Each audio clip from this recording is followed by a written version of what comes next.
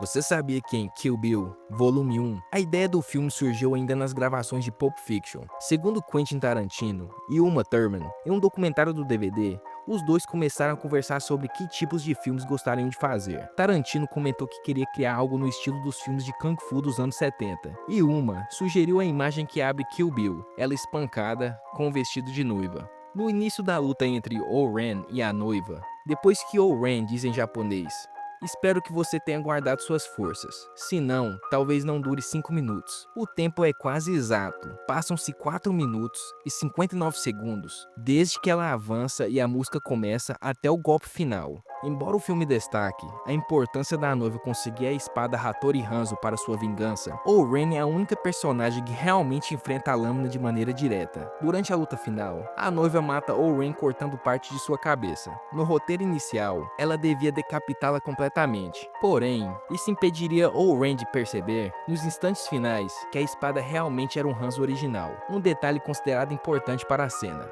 O primeiro trailer do filme não mostrava violência explícita, mas o órgão responsável pela classificação indicativa nos Estados Unidos implicou com as roupas ensanguentadas da noiva. Isso fez com que ele se tornasse o primeiro trailer afetado pela nova regra de sem sangue, em que qualquer traço de sangue precisava ser recolorido ou apagado. Por isso, as manchas na roupa dela aparecem em um tom marrom escuro nos trailers, ironicamente a cor de sangue seco, o que fez com que Tarantino apenas trocasse o vermelho pelo marrom, sem diminuir o impacto visual.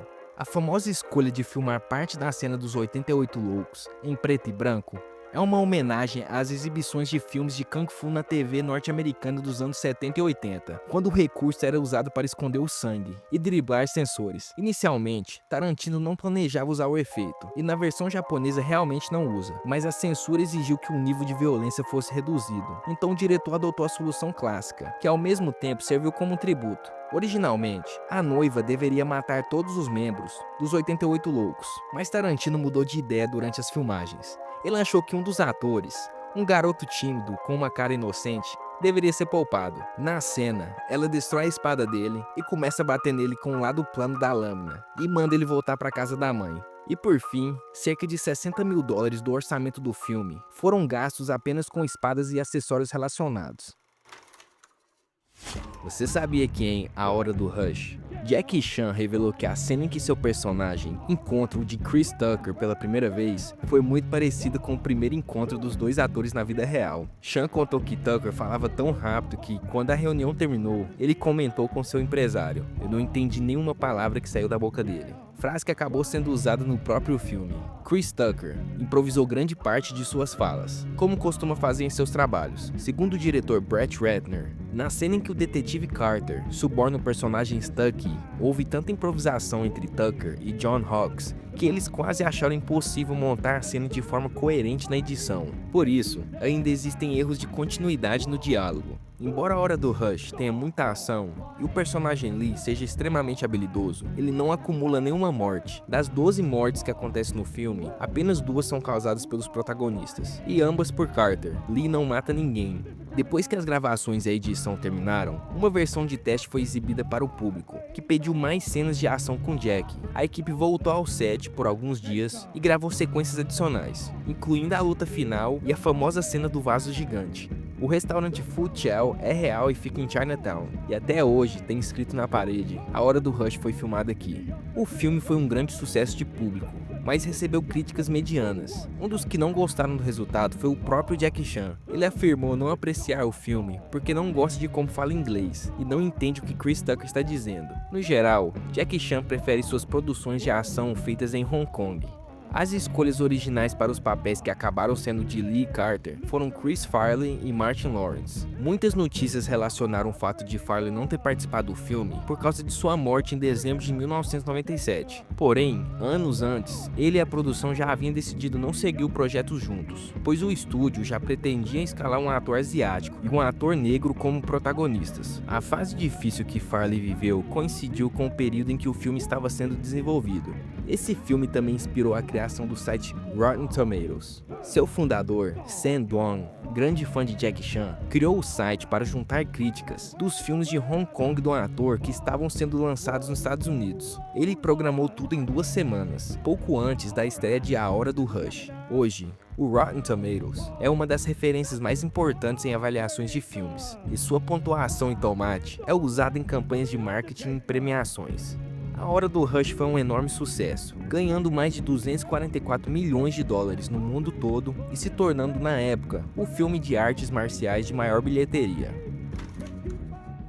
Você sabia que em Pânico, Drew Barrymore, a atriz mais famosa do elenco na época, foi inicialmente escalada para interpretar Sidney Prescott. Porém, ela mesma sugeriu mudar para o papel de Casey, que morre logo na cena de abertura. Segundo ela, isso faria o público acreditar que qualquer coisa poderia acontecer no filme. Depois disso, Sidney foi oferecida a Neve Campbell, mas Drew continuou recebendo destaque nos materiais de divulgação e até ocupou o primeiro nome nos créditos, justamente para enganar a audiência. Drew Barrymore fez questão de filmar todas as suas cenas descalça, já que sua participação era curta e ela detestava usar sapatos. Todas as suas cenas foram concluídas nos primeiros 5 dias de gravação.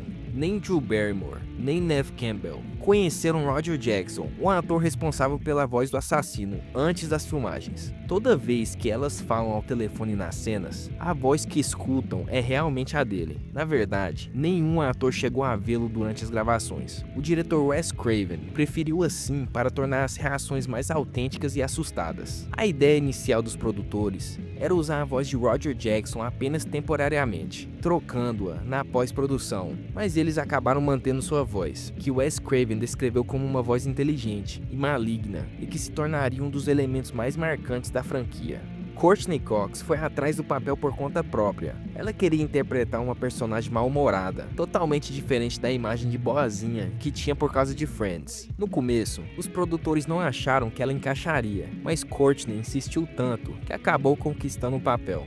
A famosa máscara do Ghostface foi inspirada em várias referências. O quadro O Grito, de Edvard Munch, os personagens da capa do álbum The Wall, de Pink Floyd, e figuras de fantasma de um desenho da Betty Boop, da década de 1930. O designer explicou que a máscara transmitia diferentes emoções ao mesmo tempo, um olhar horrível, triste e desesperado. Em torno de 1 hora e 22 minutos, a cena em que o assassino se aproxima atrás de Randy é a única em que um dos próprios atores usa a fantasia, e não um dublê. Skeet Ulrich pediu pessoalmente para vestir o traje naquele momento. A cena da festa, perto do final, tem 42 minutos de duração e levou 21 noites seguidas para ser filmada, das últimas luzes do dia até o amanhecer. Quando tudo terminou, a equipe até fez camisetas com a frase "Eu sobrevivi à cena 118", nome utilizado durante as gravações. O elenco e a equipe brincavam chamando esse trecho de "a noite mais longa da história do terror".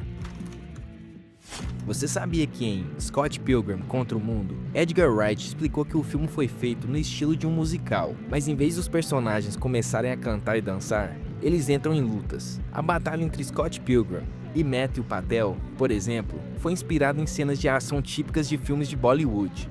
Na festa onde Scott conversa com Ramona pela primeira vez, ele mostra um desenho extremamente mal feito dela e pergunta se alguém a viu. Edgar Wright revelou que, inicialmente, Scott usaria uma imagem oficial tirada da HQ, mas decidiu que o desenho tosco seria muito mais engraçado. Wright conseguiu autorização para usar o famoso tema musical do jogo The Legend of Zelda, da Nintendo, enviando uma carta para a Nintendo dizendo que a música era praticamente a cantiga de ninar dessa geração. Vários efeitos sonoros do jogo também podem ser ouvidos nas cenas em que a banda de Scott ensaia. Quando Scott abre a porta para receber um pacote, Michael Cera realmente jogou a encomenda por cima do ombro direto no lixo, após 33 tentativas. Muitos desses erros aparecem nos extras do DVD, mesmo com tanto CGI e efeitos visuais no filme.